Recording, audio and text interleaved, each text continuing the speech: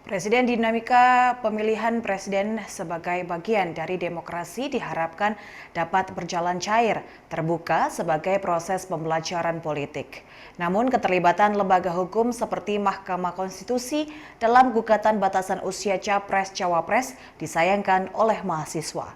Keterlibatan MK dinilai dapat mengganggu dinamika politik agar berjalan dengan terbuka tanpa ada intervensi dari kekuasaan tertentu.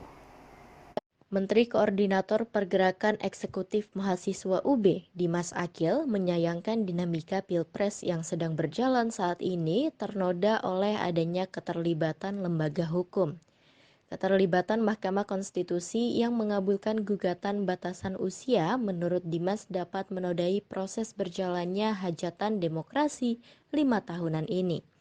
Menurutnya, dinamika Pilpres dan Pileg harus dapat memberikan contoh yang menarik dan baik bagi masyarakat agar semakin dewasa dalam berpolitik.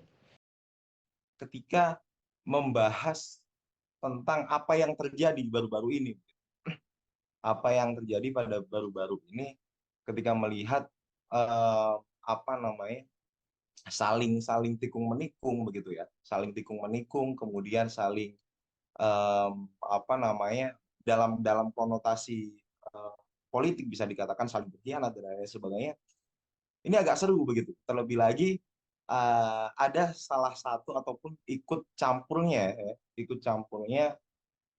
salah satu lembaga kehakiman, gitu. Lembaga kehakiman dalam bisa dikatakan secara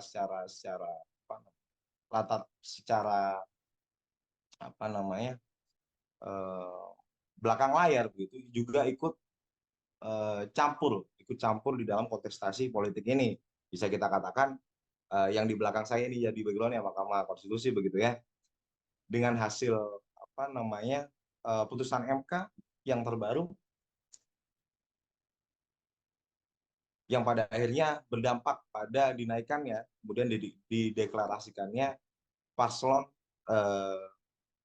dari apa namanya kubu Prabowo begitu, wakilnya yaitu Mas Gibran. Dimas berharap agar proses demokrasi yang sedang berjalan di Indonesia ini lebih membuka ruang dialog yang terbuka dan menampung berbagai gagasan baru bagi kemajuan Indonesia menuju tahun emas 2045.